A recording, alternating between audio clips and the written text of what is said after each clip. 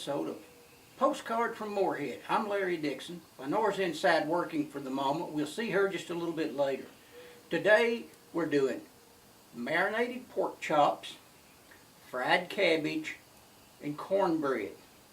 And you're going to hear me tell a little bit later about, I did a survey on Facebook, does sugar go in cornbread?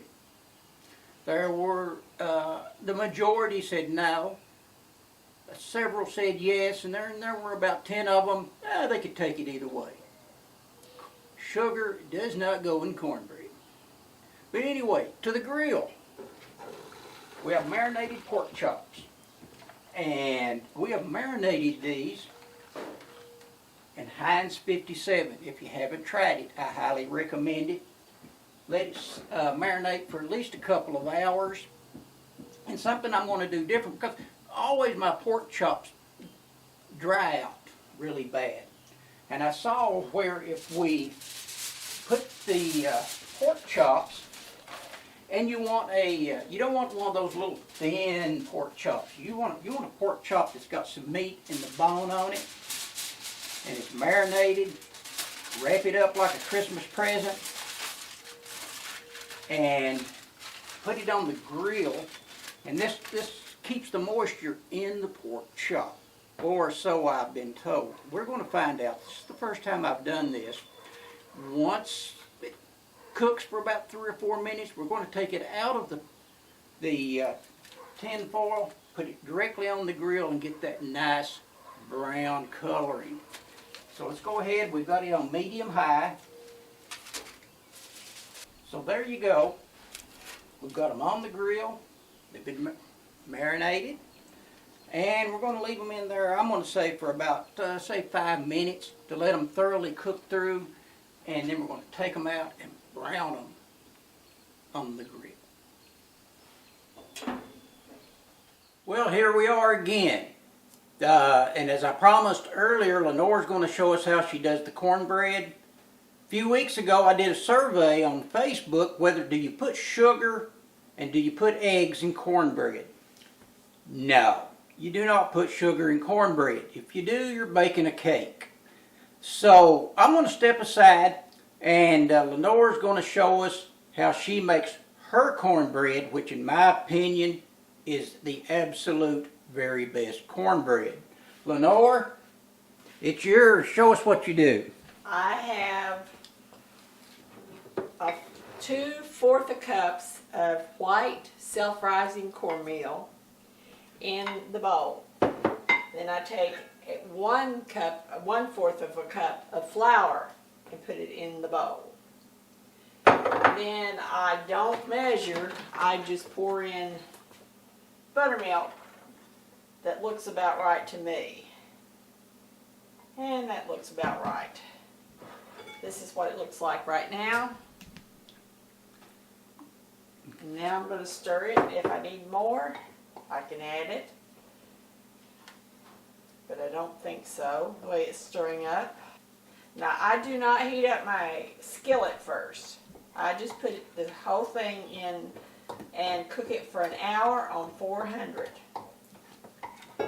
This is what it looks like stirred up.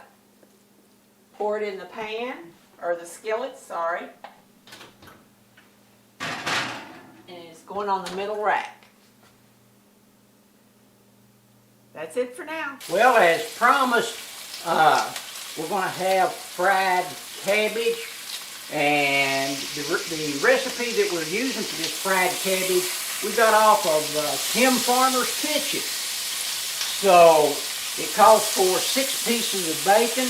We're doing the bacon up first, so it can go into the fried cabbage when we're frying it later. It'll be well done, crumbled up.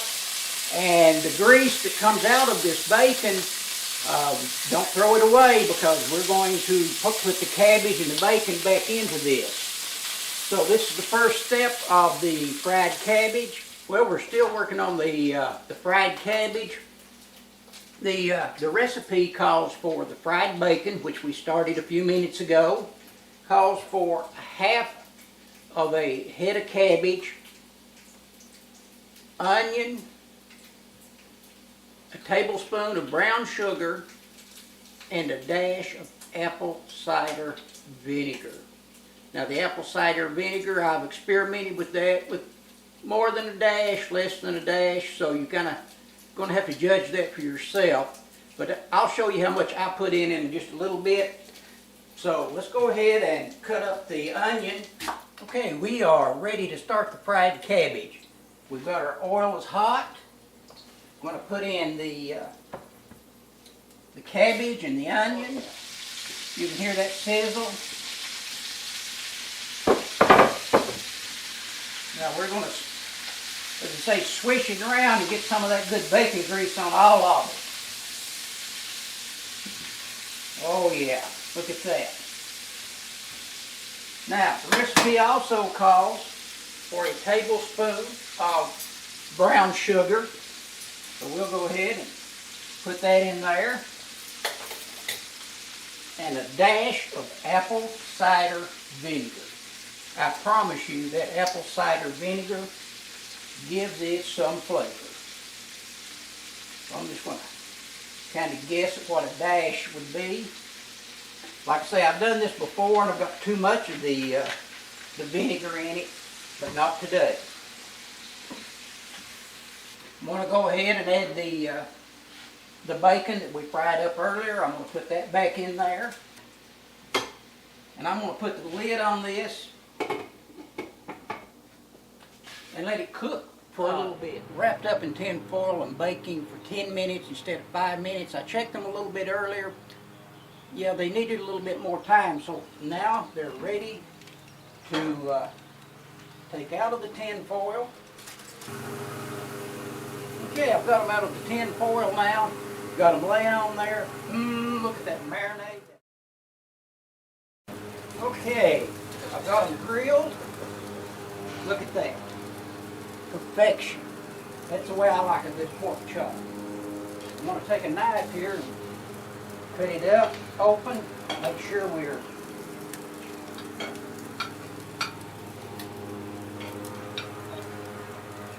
oh, look at that. Now that is a juicy pork chop.